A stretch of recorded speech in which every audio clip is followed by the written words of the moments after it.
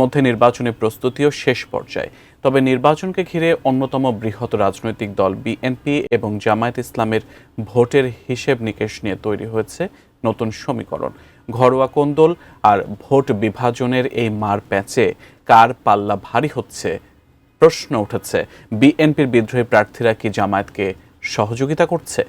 বিস্তারিত জানাচ্ছেন সাদিয়া সিদ্দিকা। আসন্ন জাতীয় নির্বাচনে ভোটের হিসেব নিকেশে এখন আলোচনার বিষয় হয়ে দাঁড়িয়েছে বিএনপির অভ্যন্তরীণ বিদ্রোহী প্রার্থীদের আধিক্য।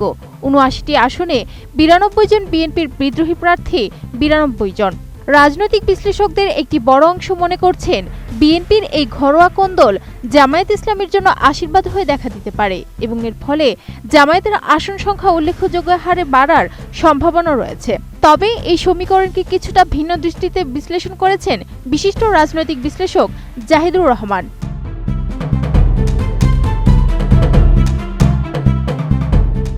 রোববার এক ভিডিও বার্তায় তিনি বিএনপির এই সাংগঠনিক সংকট ও এর সম্ভাব্য প্রভাব নিয়ে একটি তথ্যবহুল পর্যালোচনা তুলে ধরেন। বর্তমানে প্রায় ৭৯টি আসনে বিএনপির বিদ্রোহী প্রার্থীরা ভোটের মাঠে সক্রিয় রয়েছেন। কোনো কোনো আসনে একাধিক বিদ্রোহী প্রার্থী থাকায় এই সংখ্যা দাঁড়িয়েছে প্রায় ৯২ জনে, যা নিঃসন্দেহে বিএনপির বর্তমান সাংগঠনিক কাঠামোর জন্য একটি বড় চ্যালেঞ্জ। একটা ভীতির জায়গা আছে এবার নির্বাচনে, যেটা খুব সহজ হবে আমি মনে করি।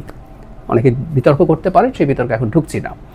ফলে কেউ একজন যদি এবার জিতে যায়, পরবর্তী নির্বাচনে আসলে তিনি নমিনেশন পাবেন, কারণ এটাই প্রবণতা। জিতে যাওয়া ক্যান্ডিডেট খুব বিভৎস খারাপ কিছু যদি না করে, আমাদের দেশের বড় রাজনৈতিক দলগুলো তার নমিনেশন বহাল রাখেন।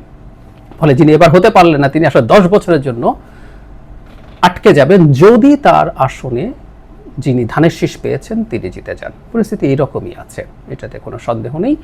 ফলে তারা নির্বাচন করে ফেলতে চান। আর অনেকে জানেন যে বিদ্রোহী হয়ে যদি জিতেও যাওয়া যায়, তাহলে আমরা প্রচুর দেখেছি এই বড় দলগুলোর বিদ্রোহী প্রার্থী জিতে যাওয়ার পর তারা দলে ফিরে যেতে পেরেছেন, দল তাদেরকে আবার ওয়েলকাম করে। সুতরাং দলে ফিরে যাওয়ার জন্য তারা এই বাজিটা অনেকে ধরছেন। RICL TMX, যুগের পর যুগ স্থাপনা থাকে মজবুত। তবে এই বিদ্রোহীরা জামায়াতকে বিশাল জয়ের বন্দরে পৌঁছে দেবে এমন ধারণাকে তিনি অনেকটা অতিরঞ্জিত বলে মনে করেন। তার মতে, প্রার্থী জোট হওয়ার পেছনে দীর্ঘ সময় নির্বাচন না হওয়া এবং সিনিয়র নেতাদের রাজনৈতিক ক্যারিয়ারের শেষ প্রান্তে দাঁড়িয়ে শেষ সুযোগ নেওয়ার মানসিকতা কাজ করছে। এছাড়া একবার নমিনেশন হাতছাড় হলে ভবিষ্যতে আর সুযোগ পাওয়া যাবে না, এমন ভয় থেকেও অনেকে বিদ্রোহী প্রার্থী হিসেবে অটল থাকছেন। কোনো বিদ্রোহী প্রার্থীকে যদি তারা পেট্রোনাইজ করে মাঠে রাখেন, তাতে তিনি জিতে না যান, তিনি 20, 30, 40 হাজার ভোট, 20 হাজার ভোটেও বাংলাদেশের খুব টাফ কম্পিটিশনের সিটে অনেক ভোট, 10,000, 5,000, 1,000, এমনকি কয়েকশো ভোটের ব্যবধানেও জয় পরাজয় নির্ধারণ হওয়ার নজির বাংলাদেশে আছে। সুতরাং খুব স্পষ্টভাবে জামাতের এই ধরনের একটা ক্যালকুলেশন থাকতে পারে। তাহলে বিদ্রোহীদের এত বেশি থাকার পেছনে জামাত একটা ফ্যাক্টর হওয়ার সমূহ সম্ভাবনা আছে, হয়তোবা সেটাই সত্য।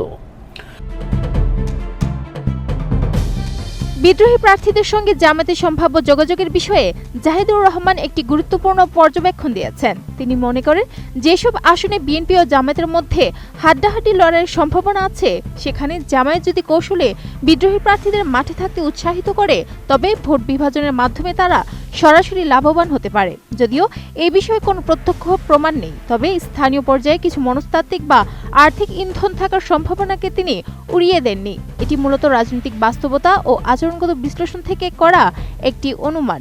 বিদ্রোহী প্রার্থীরা কতটা বড় ইম্প্যাক্ট রাখতে পারে, আমি মনে করি ইম্প্যাক্ট আসলে খুব বড় হবে না। খুব বড় হবে না কারণ হচ্ছে, যে কারণে বাংলাদেশে এবার জামাতের যতটুকু ভালো করার কথা বলে মনে করেছিলাম ততটুকু ভালো হবে না, ঠিক একই কারণে।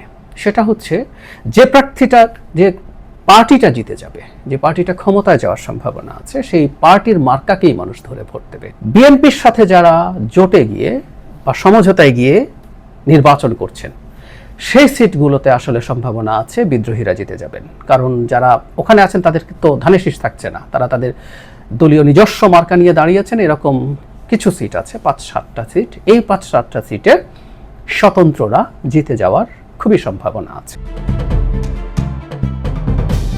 তবে মাঠ পর্যায়ের ভোটারদের মনস্তত্ত্ব বিশ্লেষণ করতে গিয়ে জাহিদুর রহমান বলেন, বাংলাদেশের রাজনীতিতে এখনো মার্কা বা প্রতীক অনেক বড় ফ্যাক্টর। বিদ্রোহী প্রার্থীরা ব্যক্তিগতভাবে হাজার হাজার ভোট কাটতে সক্ষম হলেও শেষ পর্যন্ত সাধারণ ভোটাররা সেই দলকেই বেছে নেন যাদের ক্ষমতায় যাওয়ার সম্ভাবনা বেশি। ফলে বিদ্রোহীদের কারণেই জামায়াতের আসন বড়জোর 10টির মতো বাড়তে পারে বলে তিনি ধারণা করেন। তিনি মনে করেন, নির্বাচনী হাওয়া যদি প্রবলভাবে বিএনপির অনুকূলে থাকে তবে এই বিদ্রোহীরা শেষ পর্যন্ত কোনো বড় বাধা হয়ে উঠতে পারবে না। তারা হয়তো রাজনৈতিক আলোচনায় উত্তাপ তৈরি করছে, কিন্তু ভোটের চূড়ান্ত ফলাফলে তাদের প্রভাব থাকবে সীমিত। Sadia Siddika, ATN news.